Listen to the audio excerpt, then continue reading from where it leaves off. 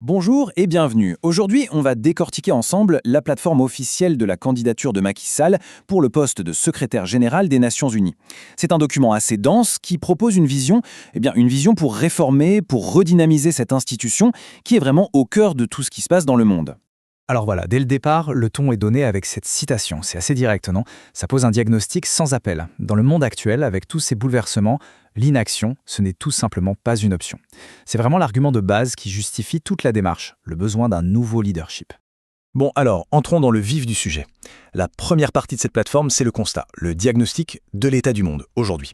Et c'est un point de départ super important parce que c'est ça qui va justifier tout ce qui est proposé ensuite. Et le tableau qui est dressé, franchement, ça ressemble un peu à une tempête parfaite.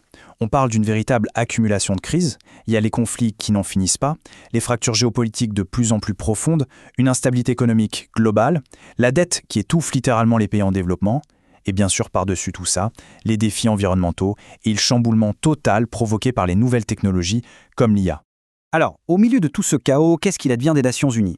Eh bien, c'est là qu'on touche à un vrai paradoxe. D'un côté, sur le papier, l'ONU reste ce cadre universel, indispensable pour que les pays puissent se parler.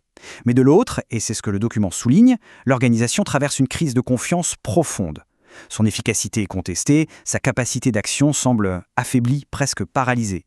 Du coup, face à ce constat, la conclusion tombe. Et elle est sans détour. L'ONU doit être réformée. Pas juste un petit coup de peinture, non, une transformation en profondeur. C'est présenté comme une question de survie pour qu'elle retrouve sa pertinence. Ok, donc après le diagnostic, on passe à la vision. Quelle est la proposition ? Eh bien, la mission centrale, c'est de réconcilier les fractures. Autrement dit, combler les fossés, retisser les liens dans ce monde qu'on dit multipolaire. Un monde où il n'y a plus seulement un ou deux grands chefs, mais plein d'acteurs différents avec leurs propres intérêts. Et attention, le point crucial ici, c'est qu'il ne s'agit pas juste de quelques ajustements techniques. L'idée, c'est de refonder le multilatéralisme. En clair, ça veut dire repenser de A à Z la manière dont les pays collaborent. Et pour ça, le document est clair, il faut du courage politique, une vision stratégique et surtout une vraie capacité à rassembler les gens, même quand tout les oppose. L'objectif final de toute cette démarche, c'est donc de faire en sorte que l'ONU redevienne la plateforme centrale, le lieu incontournable où l'on discute des grandes stratégies mondiales et surtout d'où peuvent sortir des solutions collectives qui tiennent la route. Alors, comment est-ce qu'on construit tout ça ? La vision repose sur 4 piliers. On peut les voir comme les fondations sur lesquelles il faudrait rebâtir cette confiance qui s'est érodée. Voyons voir ces 4 piliers. Le premier, c'est de restaurer la confiance dans le multilatéralisme lui-même. C'est la base de tout. Le deuxième, c'est de réussir à construire du consensus, à trouver des terrains d'entente, même quand c'est compliqué. Le troisième, la fraternité en action, j'aime bien l'expression, ça veut dire que la solidarité, ce n'est pas que des mots, c'est de l'action concrète. Et enfin, le quatrième pilier, c'est le dialogue entre les générations. L'idée, c'est de réussir à marier l'expérience du passé avec l'innovation, surtout avec le défi que représente l'intelligence artificielle. Bon, on a vu les grands principes, maintenant comment ça se traduit en actions concrètes. La plateforme définit 3 grandes priorités. C'est en quelque sorte la feuille de route. Première priorité, forger une vision intégrée de la paix, de la sécurité et de la prospérité. En termes plus simples, ça veut dire mieux coordonner ce qui se passe sur le terrain. L'idée, c'est d'être plus efficace, d'éviter que les différentes agences de l'ONU fassent la même chose sans se parler, en se concentrant surtout sur les pays qui en ont le plus besoin.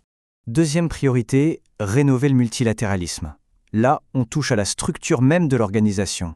Il s'agit de mettre l'ONU à jour, de l'adapter au monde d'aujourd'hui.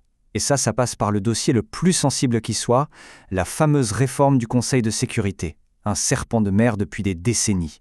Et enfin, la 3e priorité, c'est le fonctionnement interne des Nations Unies. L'objectif est de renforcer sa gouvernance. En gros, il s'agit de rendre la machine onusienne plus simple, plus efficace, plus optimisée.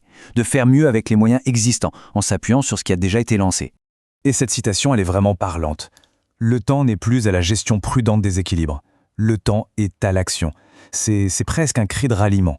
Ça rejette l'idée d'une diplomatie qui attend, qui gère prudemment. Le message, il est limpide, il faut arrêter d'être passif, il faut agir. Et maintenant ? Bon, on arrive à la dernière partie du document, celle qui fait le lien entre toute cette vision et l'homme qui la porte. Son expérience est mise en avant comme une sorte de garantie. La garantie d'un leader pragmatique, capable de transformer les idées en résultats. Et ce parcours, il est assez parlant. On voit bien la progression. D'abord Premier ministre, puis président de l'Assemblée nationale, ensuite président de la République du Sénégal pendant 12 ans. Et le point culminant, c'est la présidence de l'Union africaine, qui lui a donné une stature continentale et même mondiale.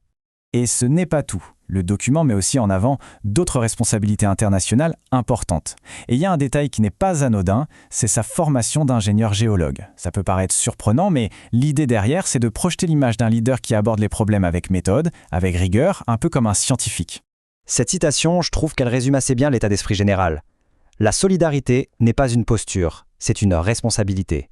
En gros, l'engagement international, ce n'est pas quelque chose qu'on fait pour se donner une bonne image, c'est un devoir, une obligation. Au final, après avoir décortiqué tout ça, on reste avec une question fondamentale. Tout le projet repose sur une idée simple. Pour un monde fracturé, il faut un bâtisseur de consensus, quelqu'un qui crée des ponts. Mais la vraie question, c'est, dans notre monde actuel, avec des divisions aussi profondes, est-ce que cette approche est vraiment la solution?